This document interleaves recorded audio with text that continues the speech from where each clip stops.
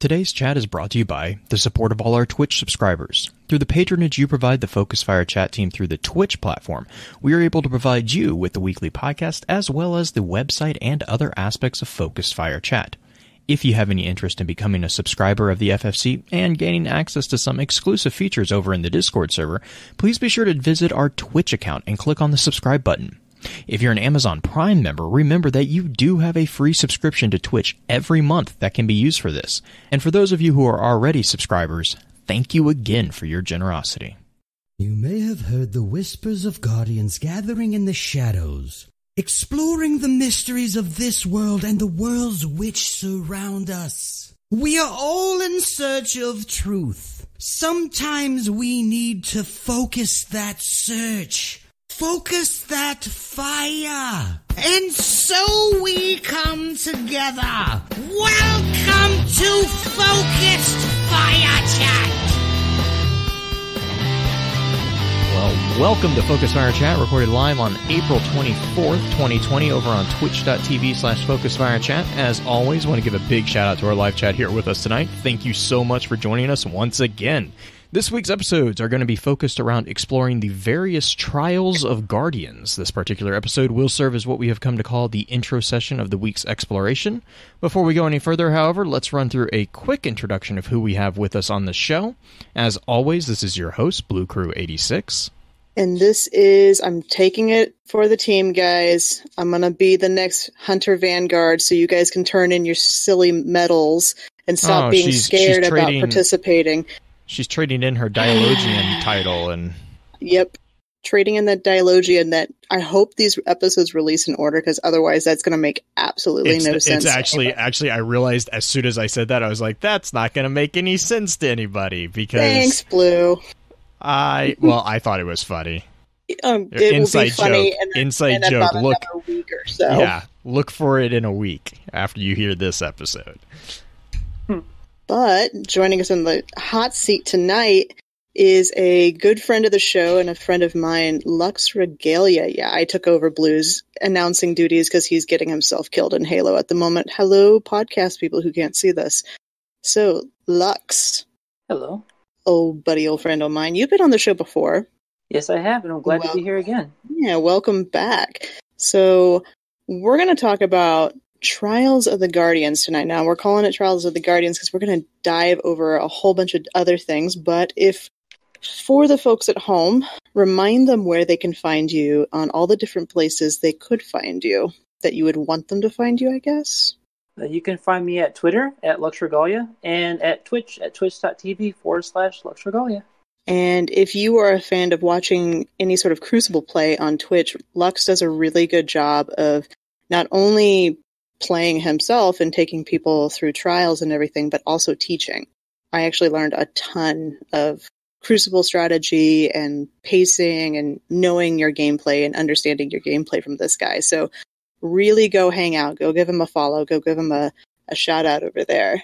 So we have kind of a rundown of questions. I can't remember if we did the rundown of questions for you with like your favorite lore and the history. I think we did. I think we did the favorite lore because that was kind of a staple before you got the what is the average wing beat per minute of a swallow questions going, which is all I can think of every time you start with your what is your favorite lore story. I was like, come on. It's okay. But Lux, you want to remind us what your favorite lore story is? Or if it's my changed? My favorite lore story happens to be the lore around Luna's Howl and Not Forgotten. Specifically the Luna's Howl because of Luna the dog, or? Yes, because of Luna the dog. I have a dog at home, and she means the world to me, so I kind of really empathize with Joseph. Yeah. That one is definitely a kind of one of the sadder stories, but still, Luna was a good girl. Yes, she was. But the Hive deserve everything that's coming to him. Oh yeah, for sure. All I want to know is I just want to see the Russian cosmonaut outfit that she was wearing on the moon. I do too. I think Jake drew it. Watermelon Exo. I think he did a version of her. Oh, did he? Well, that would make sense. Yeah. Guardian dogs. That would make sense. He does because he was doing the rescue. Yes, he was. He was doing ASPCA. So we're going to kind of skip past that a little bit, Lux, and I want to kind of get your input on how you feel Trials is, because you've gone to the Lighthouse a couple different times. You've taken people there. I want to get your input on what you think as far as state of the game and Trials and the changes that we got in the TWAB this week, which today, for those listening in the future, this is April 24th. So we had the TWAB drop yesterday with all the new updates that they're planning on doing for the anti-cheat, as well as some changes made to Trials itself. So what's your hot take on all of that, Lux? I feel like most of it's a good change. I'm kind of I wouldn't say just a little upset, but a little confused why they tried to reinvent the wheel when they brought Trials back in the first place. Yeah. When it came down to like how the tokens worked, the fact that people playing couldn't get any rewards unless you got 3 wins, stuff like that. But the introduction of bounties, the bounty where it gives you the 3-win reward as long as you just participate, is actually really good. Keeps the population populated. Keeps some of the games from getting too sweaty too fast, and hopefully will mitigate some of the gatekeeping that's been happening, where people have been resetting their cards just to get tokens and then try to farm whenever show up. Yeah, that is going to be nice. That has been actually the reason I've stopped playing Trials. Like, I never played Trials back in D1 at all, and I really wanted to give it a shot here in D2, now that I feel like I can actually compete at a level where I could do fairly well at it. And it just felt like there was such gatekeeping going on. And I'm glad that they're changing the token system in so much of how many tokens you get at what level. Like, there's, I think if I remember correctly, they said you're going to get token drops at 3, 5, and 7. Mm-hmm. And it would get progressively better if I remember right. Right. And it also gets some masterwork materials too. Which is great. Well, and then they said something, wasn't that is this the one that where they also were talking about the mods that were going to kind of try to emulate the, what was it, the adept weapons back? That's still in the air, as far as I understand. Right, yeah, they were kind of like, I think it was like one of their brainstorming comments. I don't think that's a good idea. You don't? Be interesting. It's just too exclusive. Not many people are going to get it, and if they make them too good, then it's going to, what's the word I'm looking for? Like, make it worse, the carries and the cheating that is happening. Because if it turns out those adept mod slots are really good in PvE, then people are going to want them. I understand, like, that's fair, yeah. When it comes to going flawless and that stuff, people like me want something that's exclusive, but not in the sense where like it's overpowered or anything, just something that makes it a little special. Like having celerity, you don't want to break the on game. Those weapons would make it, yeah, that makes sense. I can say that Summoner has killed me more times than not for the people who got that auto rifle. That's a really good weapon. It is very good. It can actually run with really good perks, but I would still say hard light is still a little bit of a problem for me, at least. For everyone. Yeah. It's definitely around for a while. I was looking at a few articles this afternoon about how hard light is being used by the majority of people in Crucible, which I find it speeds up the gameplay in some ways in a different way than Shoddy's ever did, but I feel like it also, auto rifles to me are not in a terrible place, save for hard light. Being shot around a corner, that's kind of sucks on more than one levels because the amount of spam. Yeah, I think it's the amount of spam, because like I wouldn't mind it. I think we kind of talked about this. Well, we talked about this in the future episode that's coming out next week. But you know, like the whole thing is, if it wasn't just one weapon, I think I would be a little bit more able to stomach it. Like if it was like just like auto rifles or like bows, you know, just like an archetype was being, you know, overpowered. But because it's that just like that one weapon, like for me personally, it's just not even, I mean, I don't even enjoy like casually going into Crucible anymore, because it's just, I constantly get teamed up with, because I solo queue, and I constantly get teamed up with a 6-stack of hard lights. And as soon as that comes out, it's like, yep, I'm just not going to even, I mean, that's just not even a reason to keep playing the game at that point. You know, which is frustrating. I mean, and that's not a dig at anybody. That's just me. Right. Like, that's just frustrating. It is frustrating. You do have to play a totally different style when you're up against a team of hard lights, and it really depends on the map. Mhm. But other auto rifles like Suros and Monte Carlo are also very good, but they're not getting nearly the amount of playtime because I feel like the laser show has just kind of taken over. Mhm. Yeah, it's ease of use. This is a combination of like the range you can use it at. It doesn't have any range fall off, and the fact that the ricochet rounds do double damage is also, like you said, really aggressive. It's pretty devastating. We did use it the other day when we were getting hard lighted by a team of 6. We all put on hard lights and met them the next match and demolished them. So you can't. The problem is that you don't necessarily want to have to put on a weapon to counter another weapon and just show them that you're the better player that way, even though it is a ton of fun to do. Because right now, I can play hard light at a bow range and feel pretty comfortable. I don't think that should be the case. Should an auto rifle have that kind of range? Nope, should not. Definitely shouldn't. Okay.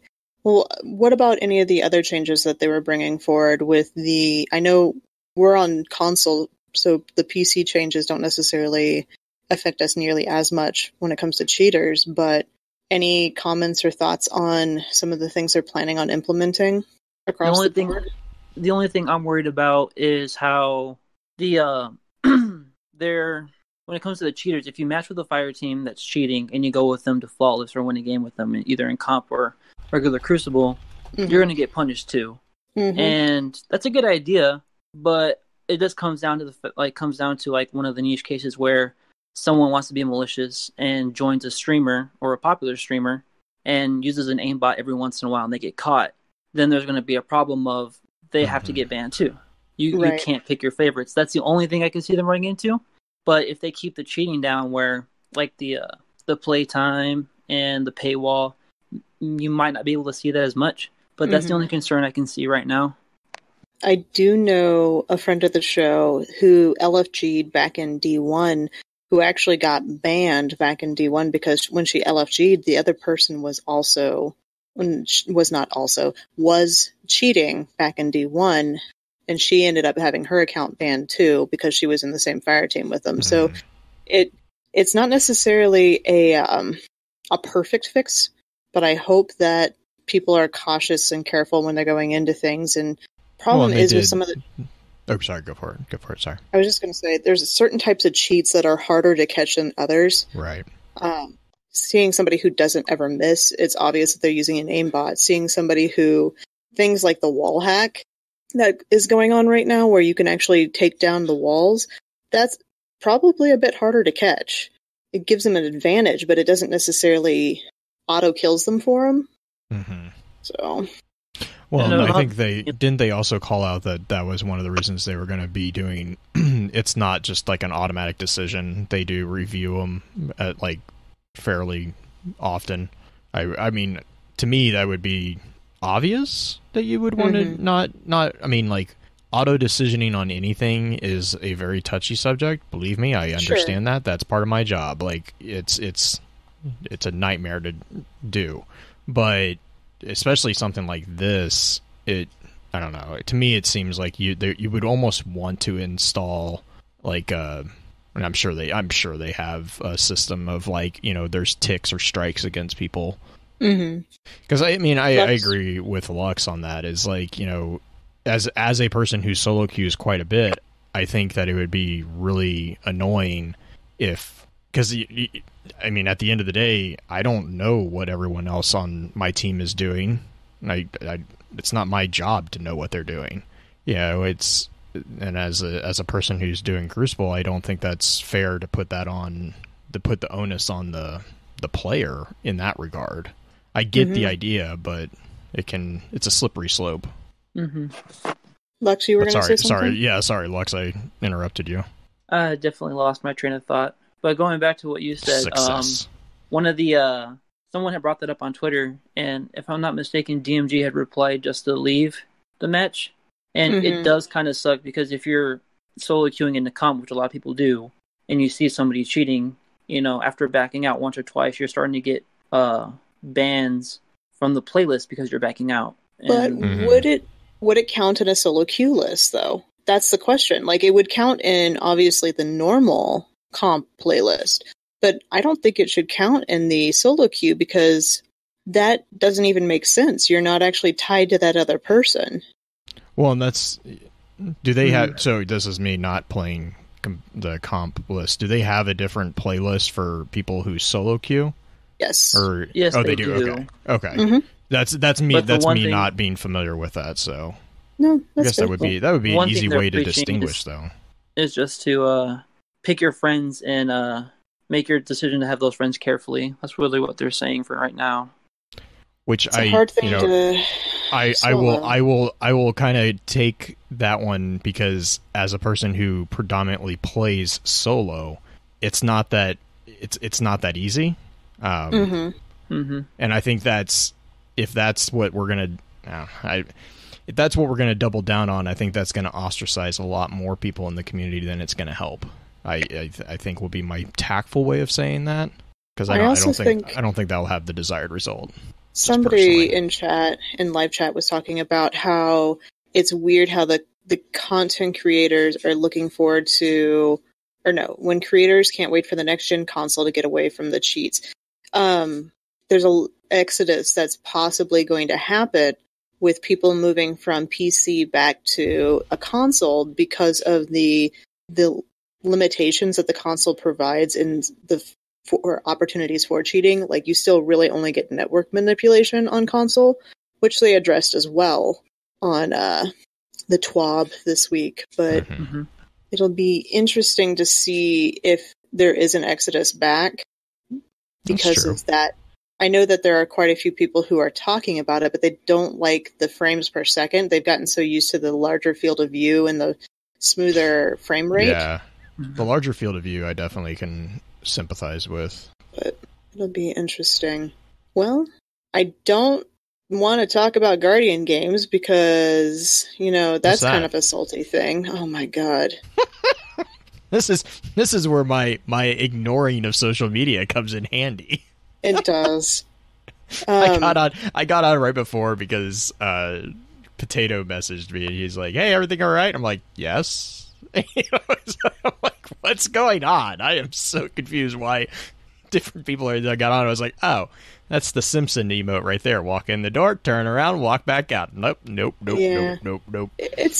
I think it's good in theory. I think there are some things that are going, unfortunately, pretty awry as far as some communication things that should have been changed. My biggest problem is there's no transparency on the calculations that are being made. So right. it's all about let's but just they try keep to. faith. They try to, which I think is good. I'm glad they tried to communicate with us that, hey, don't worry, hunters aren't going to auto win because we're going to calculate things differently for depending on the population, which I am fine with. I am absolutely fine with this, guys. Like, don't come at me because of that. I think that's great, but I would like more information about it because at this point, there's so little. It's so disparate. Yeah, it's like the first day, hunters were way, way, way ahead. I didn't like that because it doesn't seem like it's a good competition. It just seems like a blowout. And now Titans are quite a ways ahead, though Warlocks are gaining. Warlocks are getting closer. At this point, I just want it to be a close match. I don't care who's up top. I just want it to be an actual competition rather than a blowout because the last couple of days have been super sweaty online. Oh yeah, I think the other thing is that people are So anyways, about the lore. Yeah, let's do that. You do the thing. Do you have any housekeeping notes? No. Well, I mean, other than the obvious, so we because of the whole COVID shelter in place, stress, blah blah blah, and all that fun nonsense. We actually, the silver lining of the whole situation is that we have gotten an opportunity to actually preload a couple episodes ahead of schedule. So you probably have picked up on that. We've mentioned it a couple times that we've recorded an episode that we'll be releasing the week after this episode releases. And then we are going to be doing another live stream on Sunday. So we will actually have a situation where we will be basically 3 weeks ahead of from the stream, which is really actually very beneficial to both Green and I, because schedules are a little finicky, I think would be the easy way of saying it right now. That's a nice way to put it. It's the nice F word. And so that is going to allow us a little bit more breathing room, not just to edit and make sure everything's good on, the audio quality and stuff like that, but also to, just get a little bit more flexibility for scheduling, because I know some of, like, for instance, the individual that we're going to be recording with on Sunday is over in Europe, and, the time difference has always been kind of rough for those particular things. So hopefully we can keep that buffer going for a bit, because then that means that we can kind of flex out when we actually record the episodes. The plan is obviously that we are going to still keep it on the Fridays at 10 p.m. Central for the vast majority of them. If that changes, we always update the Twitter accounts, and if you're not in the Discord, we do the Discord as well. We keep that updated that's actually probably where you'll probably get the most up-to-date information. So yeah, and other than that, the only thing I can think of other than that I am in the middle of is a vast rehaul of the site. I am in the process of designing what we've kind of started coming to call the Destiny Dialogue Anthology. So what I'm doing is I'm trying to go through and collect transcripts of audio bits that are not in anything. So like idle dialogue, patrol dialogue, all that stuff. And I'm trying to form a kind of a collection of those quotes in a way that is usable to people. I think we have a pretty good... Yeah, you're making a brainy quote for Destiny. That's what you're doing. That's my end goal, and it's a lot more annoying than I thought it was going to be, so I would like to call it Destiny's Sea of Screams. It kind of is. He is starting with Toland. I like that, actually. That's great. But yeah, so I'll probably, if you're in the Discord and you want to, help with that, I'm always looking for feedback on what would make it more useful. I've been posting a lot of work in progress pictures of the website as I kind of go through the various pages and formats and stuff like that. So that's really the only other big housekeeping thing that I have. Okay. So, Trials of Osiris. The first Trials of Osiris. When did that actually come out? Do we remember? Was it House of Wolves or before that? It was House of Wolves. It was House of Wolves. Because that was one of the big things that kind of arguably saved House of Wolves from a content thing. Because House of Wolves, content-wise, wasn't a huge deployment. Yep. Story-wise, it was a great deployment, but... Mm-hmm. So, House of Wolves deploys. We get the content drop of Trials of Osiris. Do you guys remember how they introduced it? Was it just we're just starting this thing and you jump in, or how did it start? Yeah, it was a jump in. It was told on Friday that there was going to be Trials of Osiris. Mm-hmm. And that it was level enabled. So I just remember gearing up and trying my best to get to light level, because back then you had to infuse a etheric light into your armor and your weapons to bring them up to light level. Mm-hmm. And Skolas was one of the only ways to get it, apart from the Nightfall. And I remember that Nightfall vividly because it was the Taniks the Scarred strike. Oh no! And Skolas with Solar Burn, and if you had a Yellowhorn, it was really easy to do that encounter. Yeah, Skolas. It was one of the very few times that you could use that word at that encounter. Taniks, though. Gosh, with Arcburn? Gross. Yeah, no, Arcburn, you just did go near the prison. There's a lot of laps run through that prison. So, with the introduction of this, that very first week, you had to partner up with 2 other people. It was only 3 people allowed in. You had to have 3 people in order to enter the playlist. And those 3 people worked together to compete against another team, doing the exact same thing, trying their best to get, was it 7 wins in a row?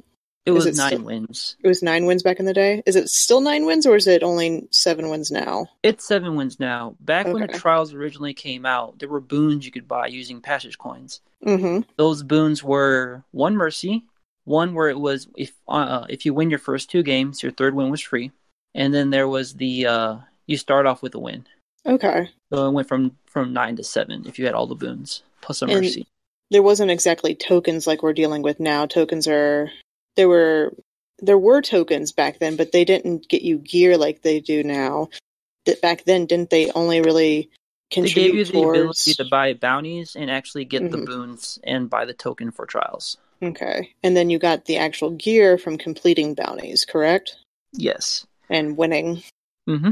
Okay. So I pulled up the original trials card. I'm going to go ahead and read this because I think it's kind of interesting with some of the newer information and the newer lore that we've gotten with it. So this is D1 Trials of Osiris. If you think you're ready, then you're ready. Brother Vance, disciple of Osiris. The cult of Osiris wants something. Whatever it is, it might be attained through violence. The trials are a competition built to identify guardians who never lose. The warlock Osiris vanished into exile years ago.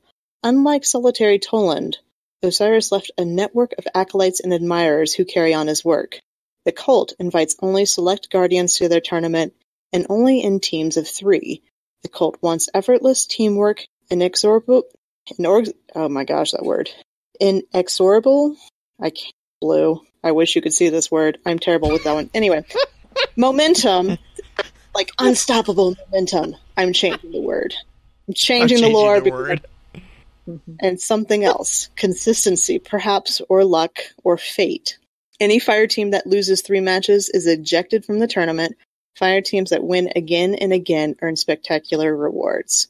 So, kind of interesting knowing some of the stuff we got with the new lore with that and how that's changed. But for the most part, it's fairly similar. It never claims to be ran by Osiris, that Osiris sanctioned it, that this is a thing that Osiris wants. It's just saying, hey, his followers are doing this thing and they want something.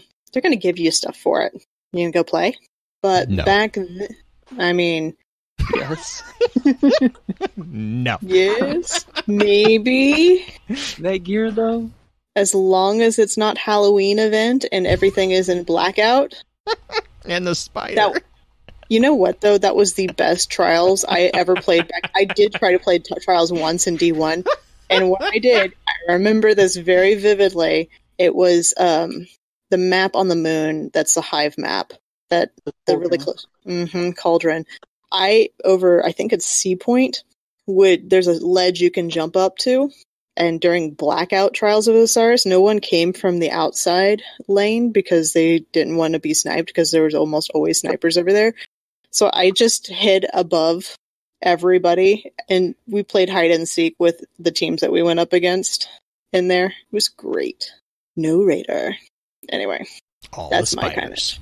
Yes, that too. But with the lore back in the day with Brother Vance had a more, I would say, auspicious personality compared to how we think of him now. Mm-hmm. I would emphasize how we think of him, because I don't really Yes. think his personality has changed all that much. I think Oh, our no, it's just perception of him has. Well, sure. And Bungie's done that on purpose, which I think is really interesting they've gone that route with him. The thing I wanted to ask both you and Lux about with specifically the original Cult of Osiris, but the original Trials, is that it's sanctioned through the Outpost, right? Yes. The Outpost is where it was hosted. With Mara being involved with it, do you think that Brother Vance was sharing information with the Awoken Queen about all the Trials Yes. experiments? Are we just going based off? I think he D1 was stuff, or- willing to, but the new lore kind of suggests that wasn't necessarily... Mara wasn't really interested. Mhm. I think he would have, because... Well, and I think he did in a way, because Mara even kind of gave him, like, the little stop. Like, she's like, just stop. Like, don't do that. That's a bad idea. And he ignored her. And then, because that was right before Osiris reprimanded him about it. But that's also when he got the message that he was supposed to give Osiris from Mara. So, I mean, we know that he did share some stuff. I don't know. To me, it kind of seemed like he was not shy with sharing that information until with certain after. Individuals. He also wanted after. Things from Mara too. He did want things from Mara, and it was also after the conversation with Mara that he decommissioned his Redjack, the retrofitted Redjack. He decommissioned her. I think it was Cheka. I can't remember the designation, but he decommissioned it, and he called out that the reason he decommissioned the Redjack frame was because he wanted to make sure that he was the only one who knew what was going on, so that he wasn't able to be replaced. He was locking himself in to secure his position. So whatever was actually talked about between him and Mara, you know, I got the feeling that he was kind of nervous that it was going to get back up to Fiora, who was technically his superior. I mean, that's how I read it. There's nothing that kind of points that, but from what I read of that card or that book, I thought he decommissioned that Redjack because, for lack of a better term, he thought she was soft because of what happened to have that little argument between him and the frame when the Guardian tried to destroy the other. Right? Yeah. There was that because he was more he was more concerned with the what was it, the tones that were playing while that Guardian was getting dissected. Well, as soon as the light is released from any Guardian during the trials, the tones happen. Right, but this was a different tone because of the way it wasn't an RTL tone, but it was a different tone from the normal kill. Darker, I think. Deeper. Mm-hmm. I think that was the one that I messaged you about because it was like, I know it sent you down a tangent. You were like, and it's like, because it was the key changed or something, and you're like, that's not how that works. I don't know. Yeah, I mean, the terminology used, you got to remember these people are not necessarily studied musicians or studied theorists when it comes to music or anything like that. So there is a little bit of forgiveness. D sharp minor, that's what it was. Yeah, so D sharp minor, the fact that, if I remember correctly, it talked about a shifting of the tone shifting. That's an interval, not a scale, and I think they refer to it as a scale. But that's just like nitty gritty. It's like what Ziona gets angry about all the time with the astronomy and the science on that end. That's just me being super nitpicky on the music end. But that being said, I'm going to read Disciples of Osiris from D1, and this definitely gives a little bit of a hint of some of the things that we got in Trials and Tribulations, and the fact that Sister Fiora knew a little bit more about how everything was going than I think it is really explained in the Trials and Tribulations. So this is Disciples of Osiris. Encrypted. Champollion Algorithm version 4. Key VANC. My brother. Despite all of Shax's work with the Crucible, we must accept that the Tower may never be ready to accept the trials. But, as many Guardians flock to the reef, we are suddenly presented with not one opportunity, but two. Go to the reef. Tell Guardians your story. Give passage to any Guardian that requests it. If the Tower learns of this, do not fear. If they know of the trials, the Tower will not suspect your other motive for dwelling so close to the margins between light and dark. Your sister, Fiora. So, this is, in my opinion, a lot of foreshadowing to kind of the things we're getting a little bit more in Trials and Tribulations with Sister Fiora and Brother Vance's experiments, essentially, and their being on the edges of light and dark and whatnot, and the fact that Fiora actually sanctioned it a bit more than I think I realized. I had forgotten about this card. Mm-hmm. What do you guys think? Is it as nefarious as it thinks? I don't know if it would be nefarious. I think it's manipulative, but then again, I don't think Fiora has ever balked at kind of screwing over the the Vanguard when it comes to that type of stuff. Like there's no love lost with Feora on that part, and we found that out with Trials and Tribulations. Well, she doesn't exactly treat Vance very kindly in Trials and Tribulations. Yeah, I mean, I have my own theories as to that too. I mean, Vance isn't exactly the most humble individual either. No, he does. I mean, like he comes in and immediately is like pretty quickly. And to be fair, at first she does seem to treat him with a deference of at least some degree of respect because of his I think it's his unique ability to like understand what's being said by Osiris in the various texts. Like he has a unique way of interpreting, and he's I think if I remember right, he calls out that Feora does recognize that. Mm.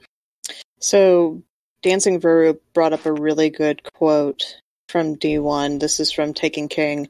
It's flavor text for a quest step for generating 25 orbs using Nova Bomb, and it says, when you wield the void, you wield a key. When the void touches life, it unlocks the light within. Something terrible results. Brother Vance. I'm sorry. Is the sword a key? I mean, depending on... It could be Kingdom Hearts. It could be a Keyblade. Here's your crossover I was just thinking Caboose. But oh god, yeah, that works too. It's a key. It does open things. It opens your death. But that, if we fast forward from the Trials of back in D1, there's the information there, and the Trials and Tribulations that we get that we're going to dive into a bit more later, the idea of a key unlocking something, or the idea of the light, specifically the void, being able to unlock something, is that an apt description, or is it more of something else is just reacting to it? It's not necessarily unlocking something and letting something loose or letting something free, but more so reacting with something else.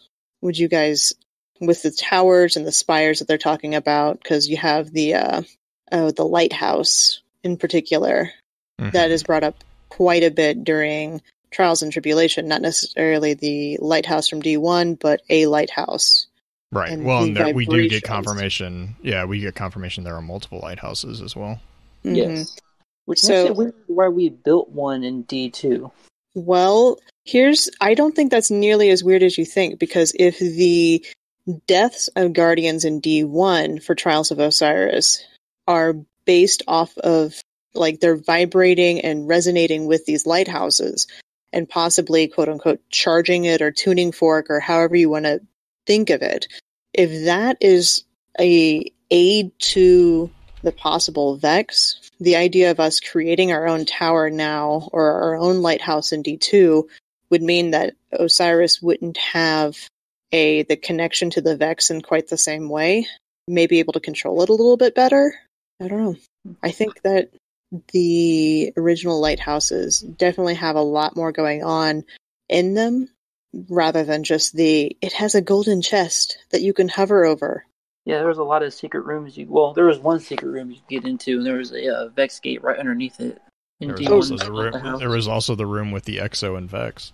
I think that was the same room, right? Was it? I think so, actually, now that I'm thinking about that. I did not know that. Yeah, there was a little living quarters there with a bed, books. There was some, like a skeleton and some Vex parts. There was a Vex gate there. There was a room full of glimmer, a room that had a bunch of fuel in it, and what looks like one of those tower ships that floats in every once in a while. Okay. I do remember seeing the images of the glimmer being behind that, the Vex wall, like the gate, essentially.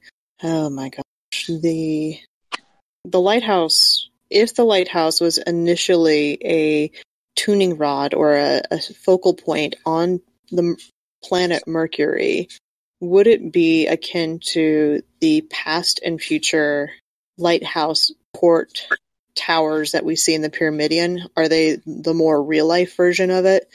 This is just a spin foil throwing out. Feel free to disprove or postulate as you will.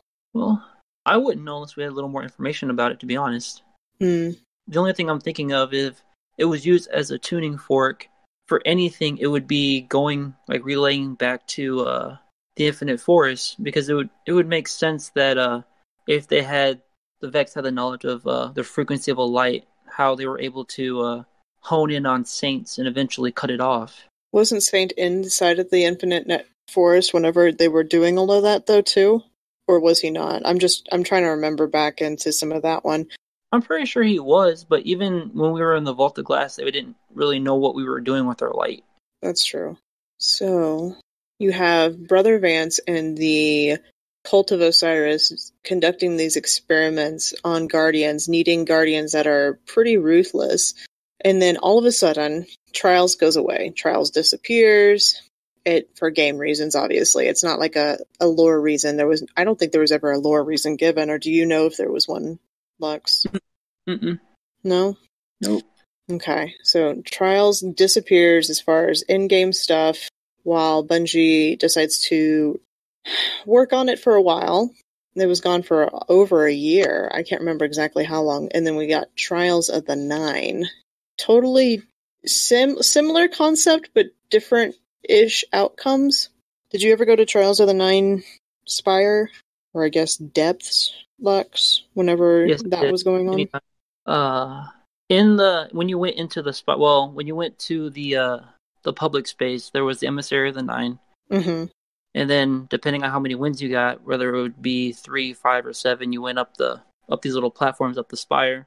At 7 wins, you were able to see the top of the spire, but if you try to go inside, you would die.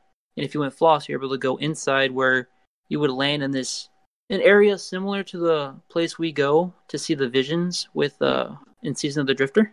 Mm-hmm. Except when you turned around, there was a giant horse constellation that was moving, and if you looked around, you could see that there was a dead ghost laying in the water. Oh, really? I didn't know about that one. Dang. I knew about the celestial horse because people had talked about that quite a bit, but I didn't realize there was a dead ghost in there.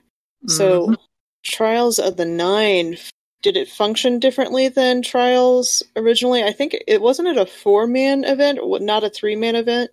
Yeah, it was 4v4, and it switched weekly from survival to countdown. Okay. The gameplay was a lot slower, and it had those, it would show off your emotes and your let off for both teams every single match. I think that the successor to that is more of like your traditional, I guess Countdown is not even in comp anymore. They took that completely out. Comp. Mm-hmm. I'm kind of glad because Countdown was kind of a pain in the butt to play. But if you had a system down, you were fine. I was not that good at it. But the 9, though, if the Cult of Osiris was using it as an experiment to figure out what's going on with Guardians and their interactions or accidental interactions with the Spire, how were the 9 using it? Would you think that they're using it the same way, experimenting on Guardians to see what they're capable of, learning more? I think so, because usually when you went on a killing spree or you won the game, the emissary would say something along the lines of "you understand death," or "you know true strength," or "you don't fear death," stuff like that, quotes like that. Okay. Blue, do you have any... The Trials of the 9 always kind of confuse me as far as why the 9 would even... Because they're trying to understand finalities. Like, right. That was part of their experiment. I think, this is totally just me kind of using my head to kind of rectify the two, but I honestly don't think, other than the name, they were really that related. I think the 9 were using the same functionality to test a different hypothesis. Now, we'll see if that's accurate, obviously, but to me, we had a lot of lore entries about the 9 trying to figure out death because they couldn't figure it out, and right. They were trying to continuously communicate with us. So I think it's like the Reckoning. Like, they are using that to kind of communicate through whatever means necessary or whatever means available with the Guardians. That's how I took it. I mean, I don't know if that's accurate or not. Okay. I always found that one just to be a little bit weirder as far as the why are they doing this? How did they organize this? Yeah, it wasn't exactly through the Drifter. Right. Dino has that quote in there, too. He says, Xur was first contact, trials were judgment, reckoning is a lesson for you, for us. So it's a combination of, the Trials of the Nine was a judge, or a judgment on their part if we were worthy of the time investment. And so then when that then got transferred into Reckoning, that was when they were teaching us or trying to communicate with us fully. It does make me giggle a little bit because we have not heard from the Nine since then. Oh, yeah, they got fed up with us. Yeah. You are not worthy. They're waiting to see which banner rises the highest. Osiris thinks I'm worthy. But I'm just glad I didn't get yelled at for that comment. Yeah, you're fine. I'm going past it. He's going back to Guardian. I know. That's the thing. That was the joke. Lex was like, oh god. Oh no. I didn't see that on. I'm sorry. Oh my gosh. So, Dino, I know we're talking about that with Trials and Tribulations when we bring that one up, but I do want to move on to modern Trials with the host of Saint 14. And does Osiris help build the new lighthouse?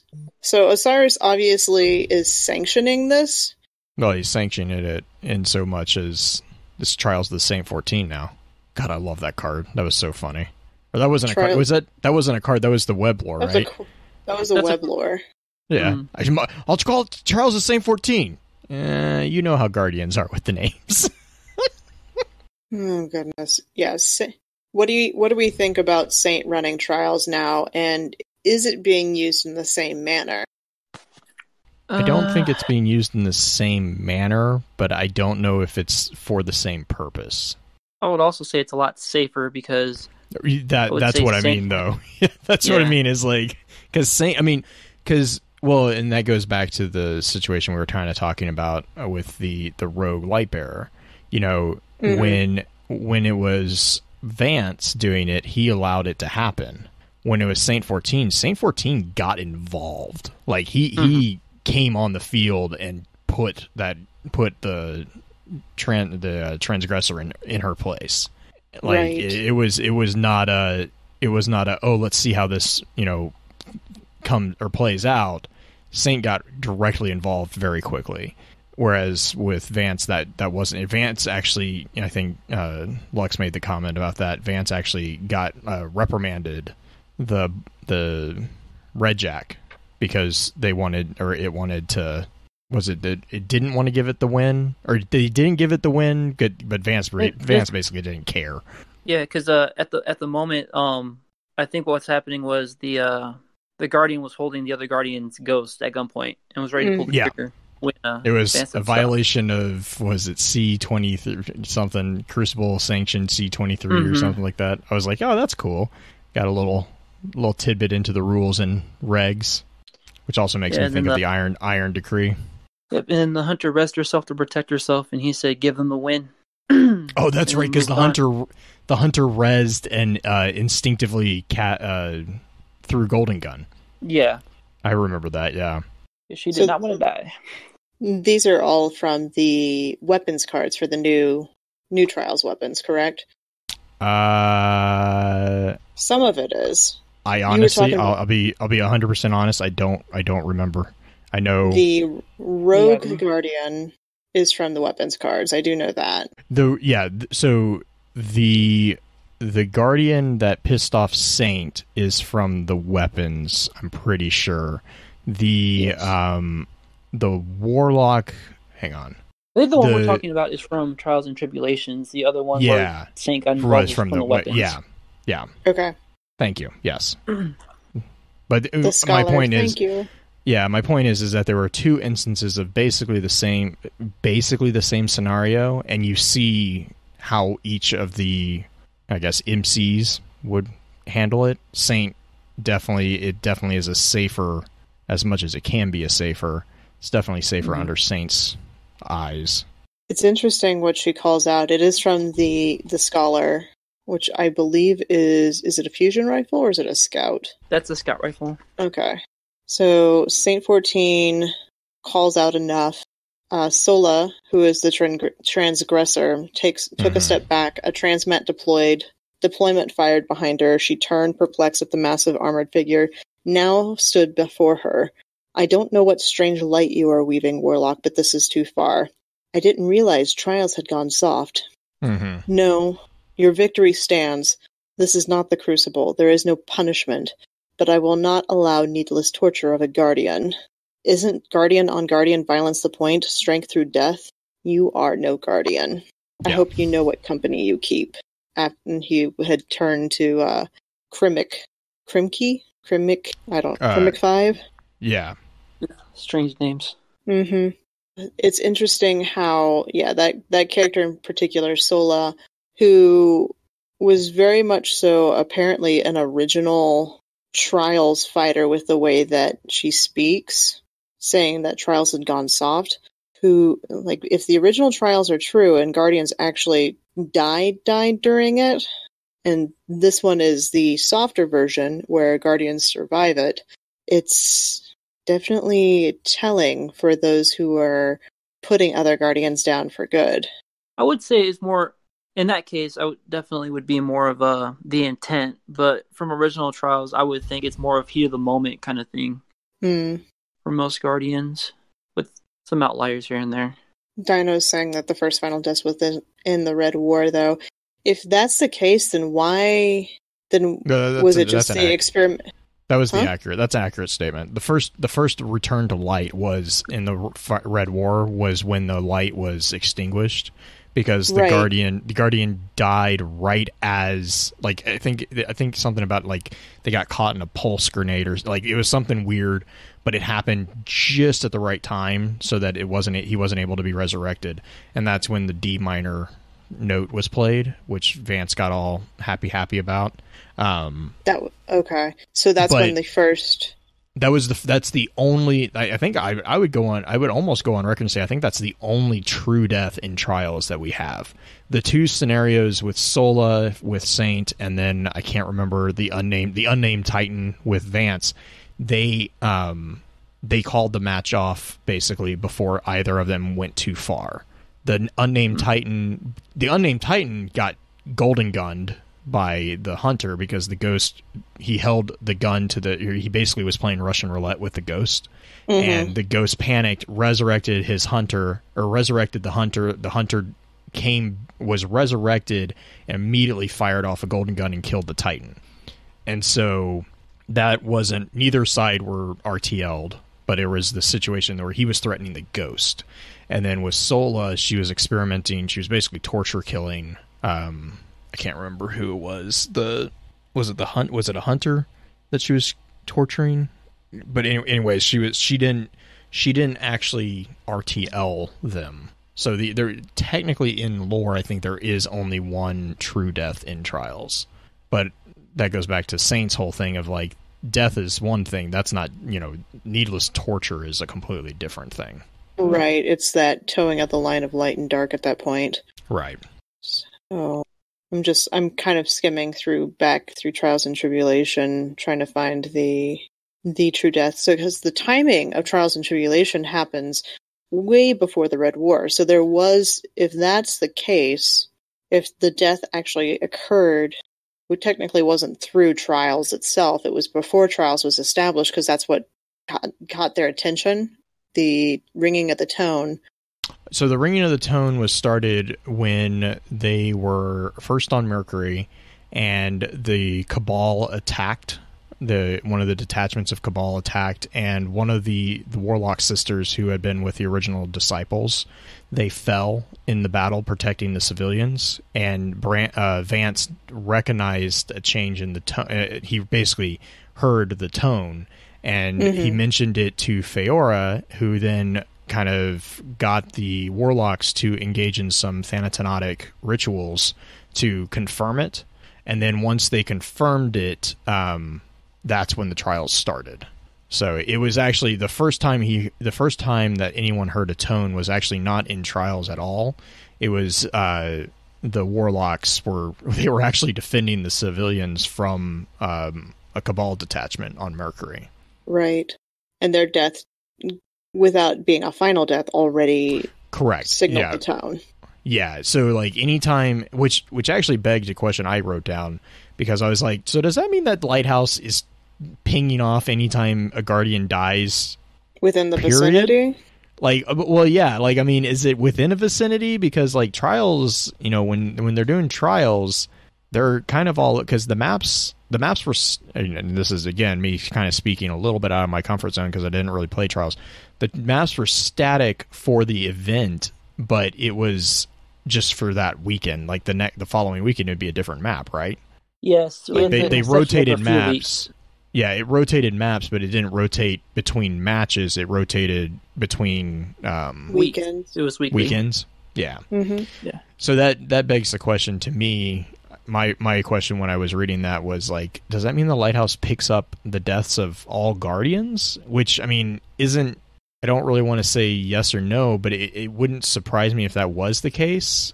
Though, if that is the case, then why did it take that long for Vance to recognize it?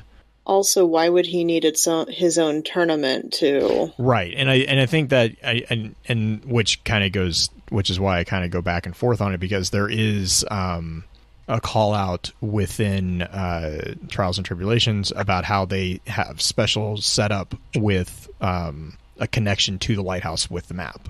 Mm-hmm. So there is a sense that they have to prep the maps, which goes back to, okay, maybe it is a vicinity thing, but yeah, interesting. I kind of bounce back and forth on that one personally. Can I take a little bone to pick with the D sharp minor thing real quick? Yeah, go for it. I mentioned it to you because I was like, I actually didn't know if it was meant to be something. I didn't know if there was something significant about that key, like in a symbolic manner. So, okay, so there's a few things that are funky with this whole D sharp minor thing. One, no one hardly ever calls that key D sharp minor. Most people are like E flat minor, D sharp minor, whatever. But the other thing on top of that, when you designate something as minor, you are not designating a single note. It's not a single tone. You're designating a series of notes, or possibly, if they're meaning it in this way, an interval of 2 notes, because you can have designation of distance between the notes. You have major, minor, you can have augmented or diminished.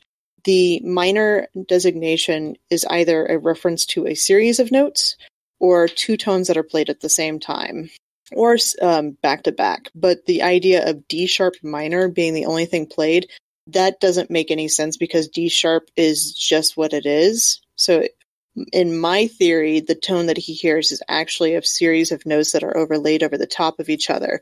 Minor is often used to designate sadness or disparateness in music. Yeah, so that's what I was trying to figure out. I was like, I think that might be what they were going for. Yeah, I think that's what they were. And D sharp is such a weird note because it's not something you see all the time. So maybe they're trying to do like this odd sadness thing. I think so, or like it could also be a minor second, which are 2 notes directly next to each other, which would sound very clashy. So, which was what, yeah, because I think that was called out that the difference was it was normally harmonious, if I think, and so when it was an RTL, the disharmony would have been interesting. I'm more curious what you guys think this whole super secret thing that they figured out was. I am too, because when I hear what Green just said, it makes me wonder what's clashing with the sound of our light. If it's getting pinged off the towers, if there's something else there. Mm-hmm. So that is a very, very good point, because when you have something that resonates, it means it vibrates. That's how resonation works. You can resonate. A really fun trick if you have a tile shower is, if you are a pretty decent singer, you don't need to be an awesome singer, you can basically take what's called a siren and slide up in pitch. And at one point during the, I know, Blue, my goodness, really? You stop to type that in chat. If you were in a tile shower, you could be fully dressed, because Blue is going to be a child about this. And you do a siren where you're just and you're going all the way up, and there is going to be one point in that siren where, you guys are terrible, where the resonant actually vibrates the tiles at the correct frequency, and it will sound louder. It's very significantly louder. You don't actually have to put any more effort in, but the tiles will basically sing back to you. That's what I imagine what's going on with these lighthouses, is that the frequency of the types of deaths that are happening are resonating with the tower in such a way that it signals it to be a lot louder than any other time. Yeah, see, and I agree with Trigger. He says it might be like a silent song that a guardian's death interrupts. You only hear the mistake. Going back to the idea of going back to the idea of the music of the spheres. So, but my only counter argument to that is that in the music of the spheres, would the guardians be a harmonious factor or a disharmonious aspect? Because we're kind of an abomination. Okay, pause that question because that's a lot longer answer. Lux, what were you going to ask? I was going to go in the exact opposite direction. When you said something about interrupting, what if we're interrupting the death song because we're coming back to life? Oh. So it's not actually the death. So you're itself, interrupting the aria, the resurrection. But my counterpoint to that then why is when we do have a final death, it's so jarring? I wouldn't necessarily say, well, like that. I mean, I like it. I like that train of thought because that definitely stands with the vast majority of it. But then you have the issue of the time of when you have an guardian who has a true death. And it actually is like called out as something very significant. Well, what if it's like, so when a guardian dies and that song is being played, it's harmonious because the light may be playing a similar song back to bring you back to life, or a similar frequency. And when you suffer that final death, the light it goes missteps. all the way through. Like it eats the dark, like the darkness eats the light, or whatever the death finally. Okay, I can see that. It could be the sound of the light dying. There could be that one. Man, that's intense. I like that. That's visually very intense. Like if you think about that from a visual perspective, the idea of the death and the light pulsing out. Because if you think about how Cade died and what we saw with that, or when the Traveler was initially like bottled up back in Red War, that was pretty disparate as far as the sounds that were going on at that point, and the crash or the. I want to go back and play that mission now with Cade, the last call mission. Because you hear something, it's a tone, but I don't know if it's the same kind of pulsing tone as being described here. Well, and I know with like visually at least, the pulse is more for when Sundance is destroyed, right? Than when Cade is. But isn't that where the lights come from? Like the after a guardian dies, the ghost brings up that, like especially in game, that little light that it starts to resonate to bring us back. Mm-hmm. When but it doesn't have anywhere to get caught by the ghost. It just goes out. Sure, it's the release of the battery. Essentially, you blew up the battery, and the light is going back out and spreading back out. The other thing is going off what Lux is going with. The other thing that could be is that the ghost is interrupting the discordant and making it a harmonious sound. So when a guardian has a true death, the ghost isn't able to interrupt the tone. Okay. I mean, there's a couple ways you could spin that actually that would make, but I think ultimately it is because it's part of a larger symphony or whether you want to call it the aria of death, the song of life. We've had so many references at this point to that. I mean, not to mention the overarching large music of the spheres, theme that has been in Destiny since the inception of it. Right. I think that no, go for it. Oh, I'm just ready to dive back into that because music of the spheres is a fascinating subject, but you're telling me. I think you fell into the rat. I remember you messaged me and I was like, "Welcome." You can go anywhere in here. Right. You're not going back anytime soon.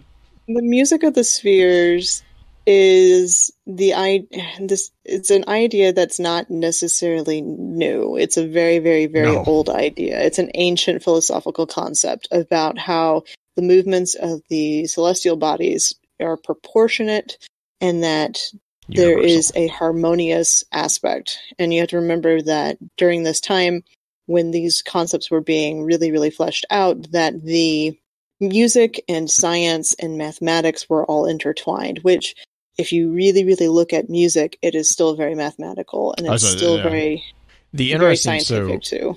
So the interesting thing, real quick, on talking about your connection there, is that so I was doing the Destiny 1 tower public announcements to kind of do the testing for the stuff. There is a large amount of references to the Traveler, the Traveler being in a valiance, and the change in valiance for the Traveler. And that is actually a component of a equation written by Ptolemy in the 2nd century to explain to explain the universal movement of planetary bodies, because at that point in time they were starting to notice what was called retrograde motion, which is the drag basically, and they're like, wait, this isn't matching what we've all kind of taken on faith from Aristotle.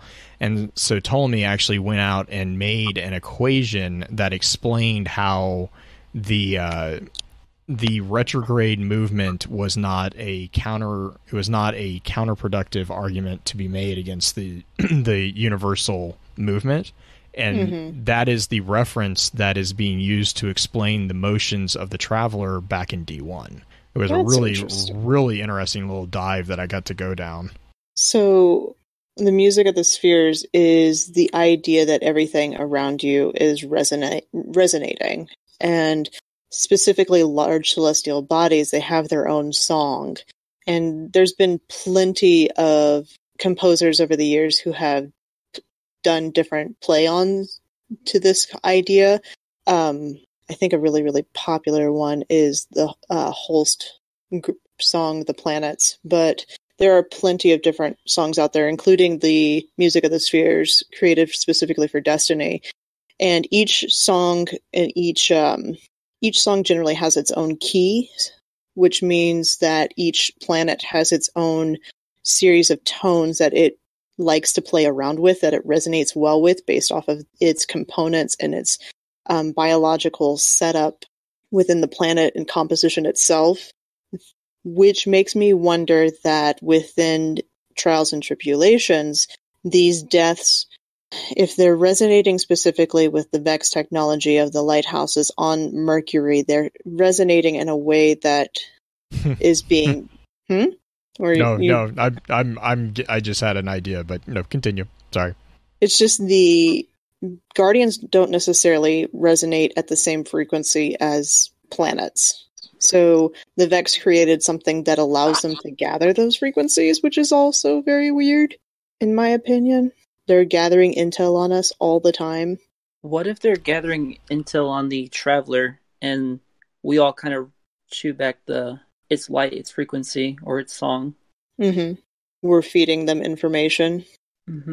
Well, the other thing is when you resonate with something, that means you're in harmony with them, right? Oh yeah. So if you're if Guardians are resonating with Vex technology. Wait, who had that theory that the light might have created the Vex?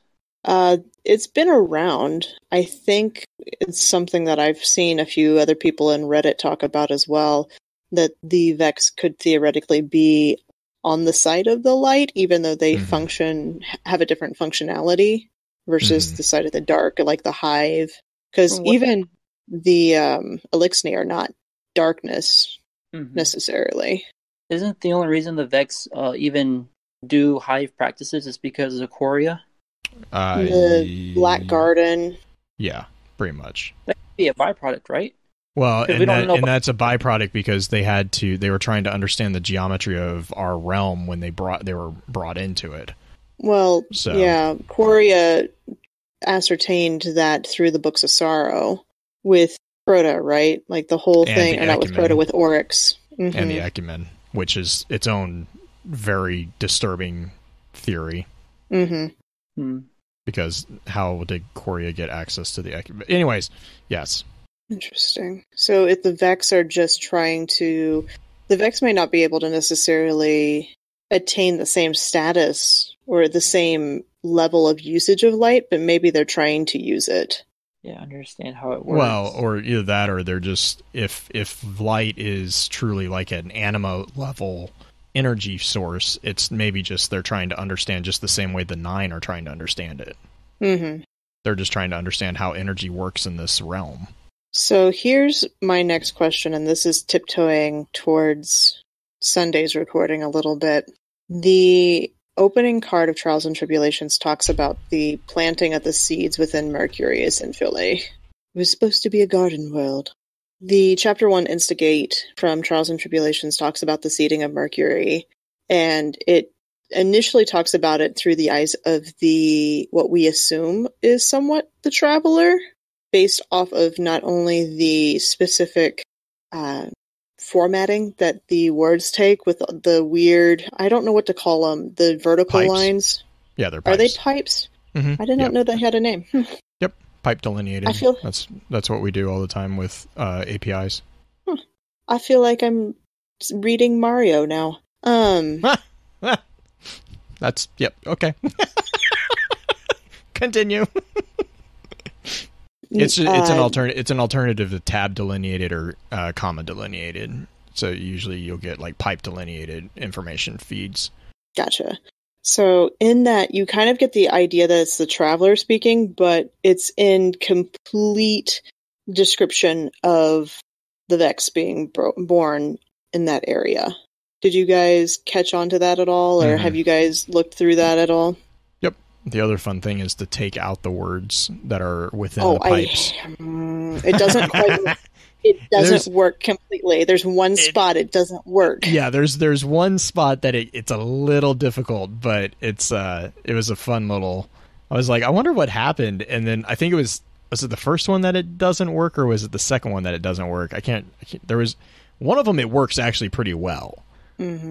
And the other one, it's a little bit of an awkward snag at one part, but I thought that was interesting because I was like, because that's how we within like databases and delineations, that's what you use that for, is to denote basically that's going to be in a separate column. So if you eliminate the piped things, then you get actually... I was doing it originally just to see if there was a different message. It didn't really change much, but... So to be fair, in Constellations, when the speaker is hearing the Traveler, it's with double pipes? Yes. Versus... That means or. In coding, double pipes is the symbol for or. Like, double ampersands is usually and, like a hard and. So, like, if you're filtering something, you'll either see double ampersands or double pipes. So that's an and or statement within a filter. But this is definitely not an and or thing. Correct. I think I took that as they were using that to differentiate. Delineate two voices? Yeah. Yeah. So, but the question is why do we have... whose perspective are we seeing with the opening of Instigate, and why is there a secondary voice?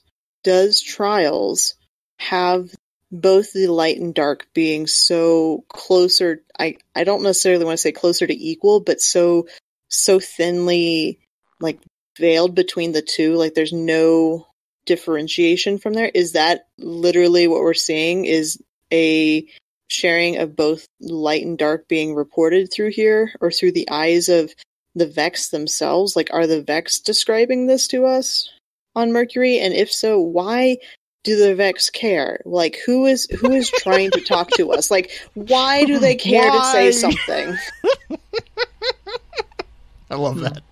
It's an excellent question. Like, don't get me wrong, it is an amazingly accurate question, but I just love the why.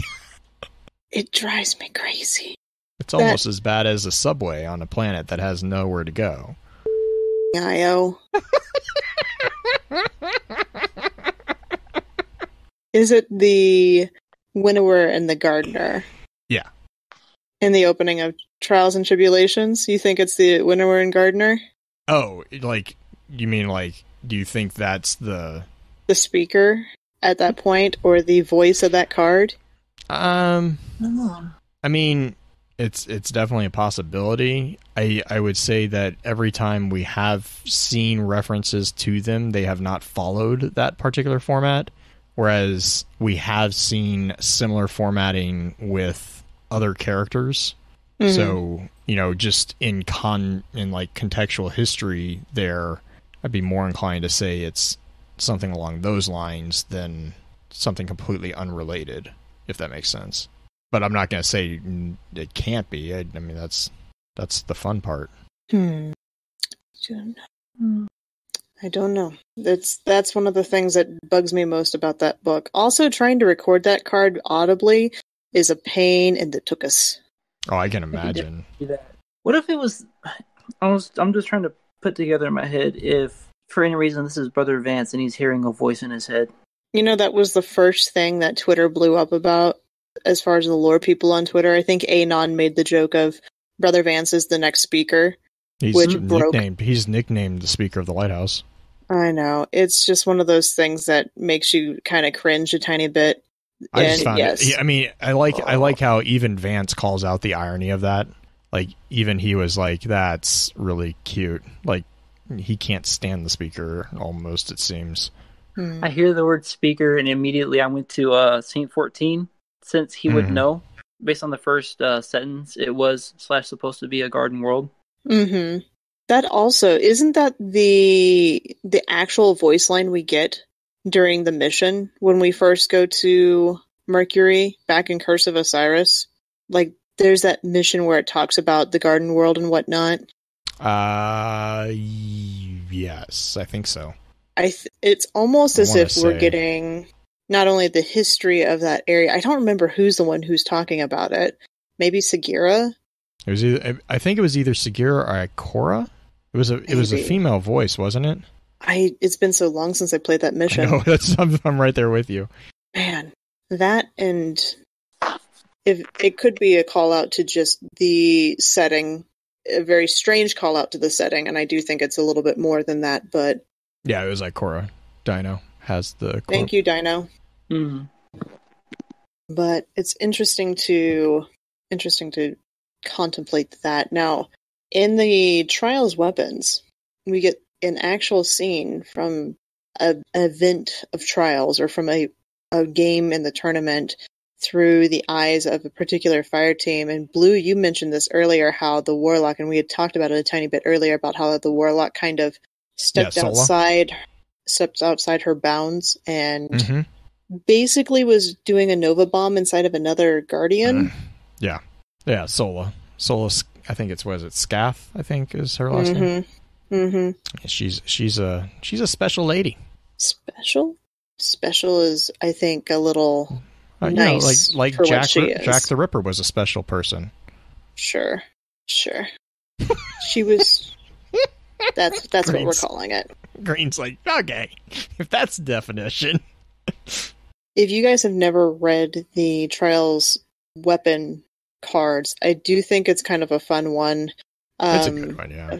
It's a fun series because it actually reads almost like a comic book, in my opinion.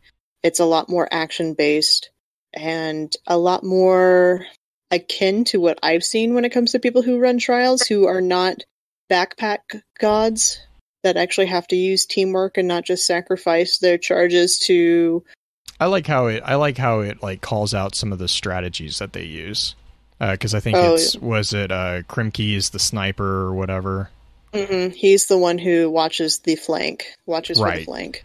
And then like they have like their own little call outs and, you know, all the stuff that's going on with the guy. Is it Thunderclash? He gets tightened, and then like they're like, oh, I gotta go cover for him, you know. Well, I just like how there's like the it's a humanizing a little bit to the Guardians that are in the lore. I like that particular piece. I do like how the Titan basically gets told when to Thunder Crash. He's like running at this guy with a shotgun, and I don't remember Krymke or Sola that yells at him to actually Thunder Crash now, but it's like No. I think he was no. I think it was the guy He was who yelling was help. Yeah, he was yelling help because the Titan was Thunder Crashing him, and he's like, "Oh no, Thunder Crash, Thunder!" He was calling out, and that's why I think if I remember, Gotcha. I think it's Krymke, but he's like rolling his eyes because he's like, "Oh, I got to go help him," because I think it was a Warlock, wasn't it?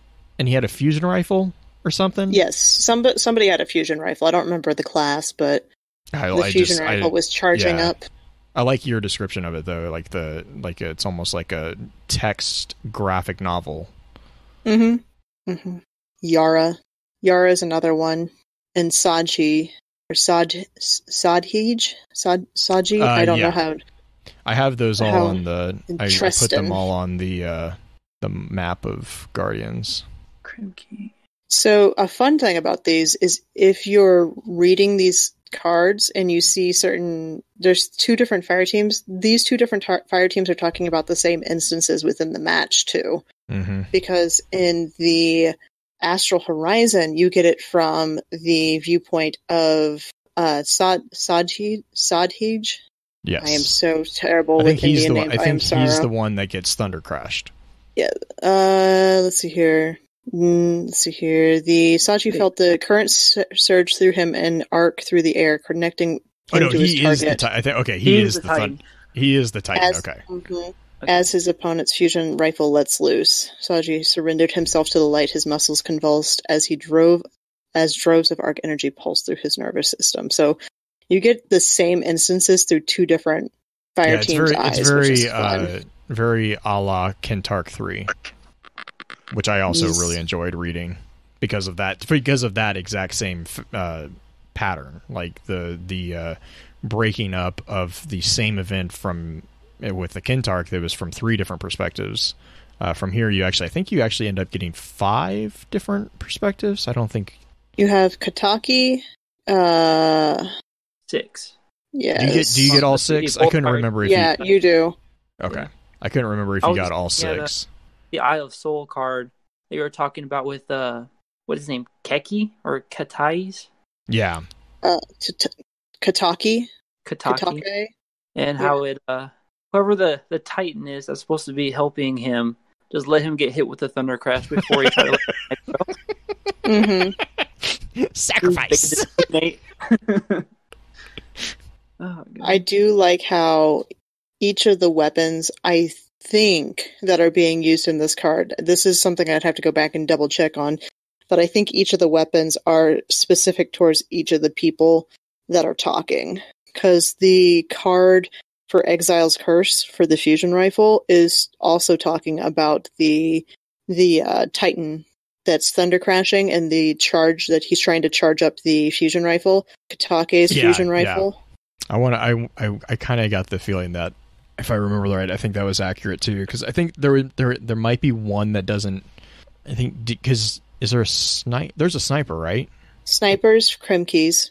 Okay, yeah. Is that Krymke's? Okay, that was the one that I couldn't. I like how we're calling him Krymke, even though that is a Big Bang Theory name and not how it's spelled at all. It's like that's its accepted. That's its accepted nickname now. I know it's not like the first time I've misnamed something. Krymke Fives. He's an Exo. Yeah, Exo Hunter. Yeah. His is the sniper. The Titan that was charging was Exile's Curse, which is the fusion. I can't remember if it's Scholar or Summoner that is Sola's. I think it's Scholar. It's the Scholar. It's got Skola, and when she tried to hurt that other Guardian, when Saint 14 stepped in. Because I'm looking at the lore cards right now, because I have them. Nice. Is Tomorrow's Answer as well? Yara's rocket launcher. That's kind of cool how these are actually the weapons of Trials members being used to tell the story. I like it. I like how it's a little meta when they're talking about, this is all we get for heavy ammo. Mm-hmm. Just a little bit. All right, Blue. I am thoroughly trialed out at the moment. Well, you want to do shout-outs? Lux, you got any shout-outs for us this week? Not at the... You guys go ahead while I can think of something real quick, please. Green? Okay. Shout out to the various people on Twitter and my Discord DMs who have reached out this last week for just kind of touching base with me. It's been a very stressful week this week for my family for some slightly personal reasons, and so my shout out goes to you guys for reaching out and checking on me and making sure things are going okay. So thank you for being there. Sometimes it's hard to pull yourself out of the dark without a little helping hand from a message like that. So thank you.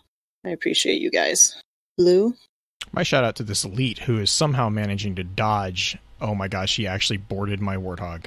It's pretty funny to watch, not gonna lie. I'm surprised. He kicked you out of the war. That is amazing. This dude gets a shout out because that was some grade A dodging on his part. But no, actually a huge shout out to Pins.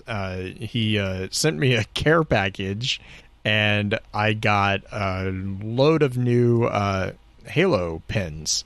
So little from Loot Crate. So a really big shout out to him. I'm an adamant addictee of push the lapel, or what are they? Soft enamel pins? I don't know what you call them. But yeah, enamel pins, lapels. I'm not allowed to buy them because if I did, I wouldn't have anything left because they're so fun. They're so fun. You wouldn't have a surface that wasn't pierced with a pin. That is very true. So, but no. So yeah, and also just a shout out for everyone who is just keeping on. This on these times, it's not easy for anyone, and you know whether you're needing support and getting it, or you are helping others who need it. You know, it's appreciated. I think that cannot be said enough. But yeah. With that, Lux, did you get... Yep, Lux's turn. Yeah, I would just like to say a shout out to Cob One Art, who's been really supportive of my streams lately. Nice. And I want to give a shout out to all the essential workers that are going through all this stuff. I'm unfortunately have to be one myself, so working out there and being worried what I might bring home is a little worrisome from time to time, but we gotta stay out there and keep working. So yeah, just being cautious, being aware, being on top of things. That's going to be a huge protectant for anybody who is out there who doesn't get a chance to necessarily stay home. I know that for some people who are staying home, that is also an incredibly stressful event based off of work and money and whatnot, and not having money. But it's a stressful event all the way around, especially for those people who are still either in fast food or medical or working in the essential manufacturing of things. Like that's not an easy gig. I don't envy you guys, but I appreciate you guys. Mm-hmm. And my last shout out would go to Hydra.gg. It's been a great org that's been supporting me for a very long time, and I would really appreciate it if you guys can go send them a follow on their Twitch or on Twitter at Hydra.gg. Definitely.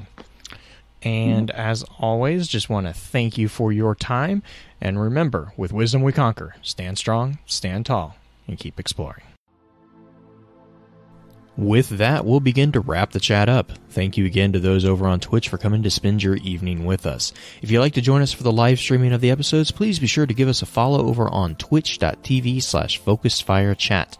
Links to all our episode archives can be found at www.thelorenetwork.com. Please be sure to email us at focusedfirechat@gmail.com with any comments and or questions for the team concerning the podcast, and let us know how we're doing by giving us some feedback and a rating over on iTunes as well. So until next time, focus your fire and may your light shine bright.